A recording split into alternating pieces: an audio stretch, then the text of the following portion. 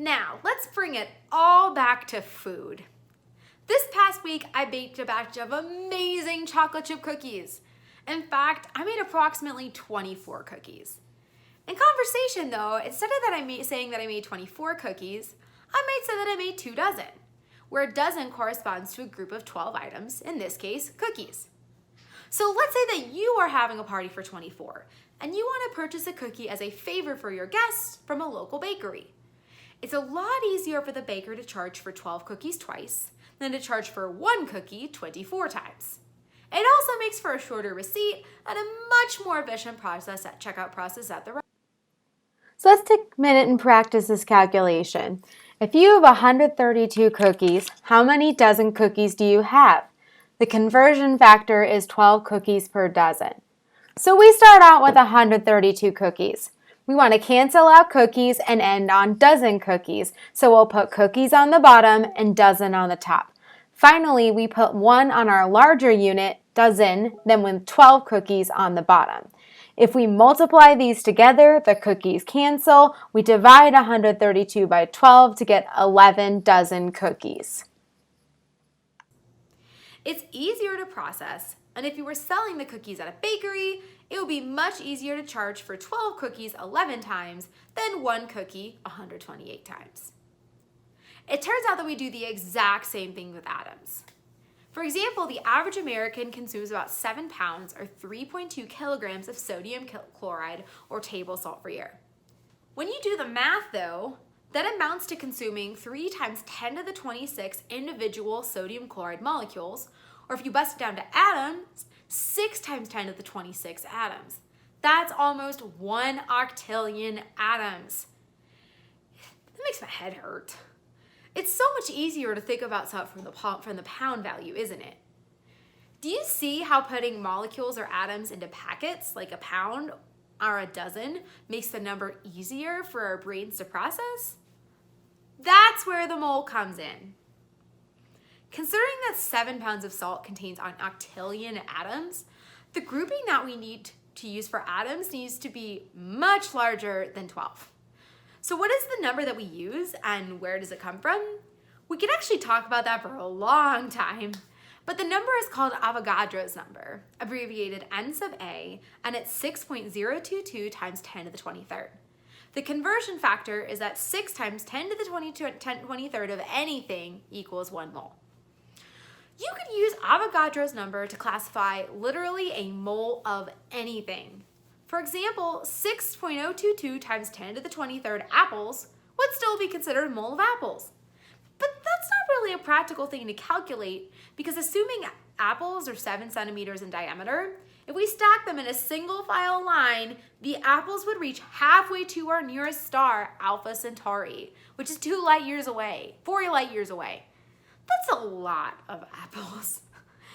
But this number works really well for tiny things. Specifically, it can turn a huge number of nanoscale atoms, like 3 times 10 to the 26 sodium atoms, into something we can relate to. Maybe. More on that soon. To start, let's begin using Avogadro's number to talk about amounts of atoms.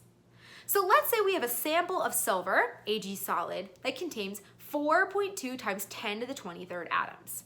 How many moles of silver does our sample contain? Why don't you pause and try it on your own? And then I'll walk you through it. To set up the problem, we start by writing that on the left we have 4.2 times 10 to the 23rd silver atoms. And what we want on the right, moles of silver. Then we set up the conversion so our units cancel out.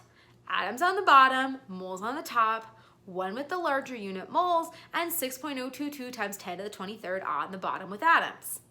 Atoms cancel, we multiply and get 4 times 2 times 10 to the 23rd divided by 6.022 times 10 to the 23rd to get 0.697 or about 0.7 moles. So if we have the number of atoms and we want to find out the number of moles of that element, we can convert using Avogadro's number or N sub A.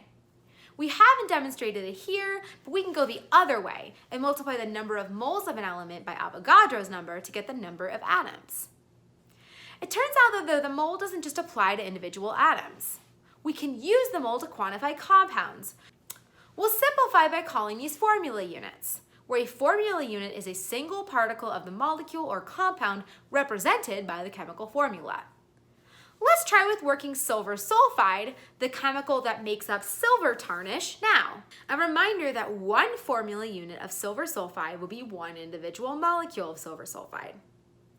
If we were to have 4.2 times 10 to the 23rd formula units of silver sulfide, how many moles of silver sulfide would we have? Pause and try. Our calculation would look exactly the same, except we would have formula units of silver sulfide instead of silver. 4.2 times 10 to the 23 molecules would be equal to 0.7 moles of that formula unit, specifically silver sulfide. Now let's go back to our mole map and write this in.